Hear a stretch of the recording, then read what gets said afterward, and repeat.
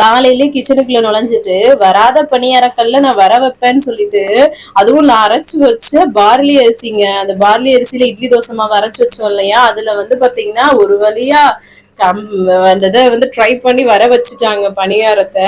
சூப்பரா ரொம்ப நாளா வந்து வருங்க, சில மாவுக்கு வரும் சில மாவுக்கு வராதுன்ற மாதிரி இருக்கும் அந்த பணியாரக்கல்லு. ஸோ எப்படியோ வந்து பணியாரம் வந்துருச்சு. கொஞ்சம் இனிப்பு பணியாரம் கொஞ்சம் உப்பு பணியாரம்னு பண்ணிட்டு, அதுக்கப்புறமா வந்து ஹஸ்பண்ட் நீங்க அங்கிட்டு போங்க நான் இட்லி ஊத்துறேன்ட்டு இட்லி ஊத்திட்டு, அதுக்கப்புறம் வந்து பாத்தீங்கன்னா தேங்காய் சட்னிக்கு தான் வந்து பாத்தீங்கன்னா பொட்டுக்கல்ல இந்த கல்ல தான் இருந்ததா, அதை தோல் ஊதி ஊதி எடுத்து அதுக்கப்புறமா பாருங்களேன் சூப்பரா அழகா இட்லி வருது பாருங்களேன். செம்மையா வருங்க, கண்டிப்பா ட்ரை பண்ணுங்க. இதோட ரெசிபி யூடியூப் சேனல் லாங் வீடியோலும் ஷேர் பண்ணிருக்கேன், ஷார்ட்ஸ்லயும் போட்டிருக்கேன், இன்ஸ்டாகிராம் ரீல்லையும் போட்டிருக்கேன். அதை பார்த்தோன்னே ஜெயிச்சுட்டமாரான்ற மாதிரி இருக்கும்.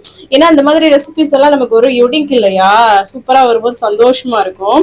அதுக்கப்புறமா தேங்காய் சட்னி எல்லாம் வச்சு சூப்பரா நாங்க சாப்பிட்டோங்க. இந்த மாதிரி தான் டே போச்சு. தேங்க்ஸ் ஃபார் வாட்சிங்.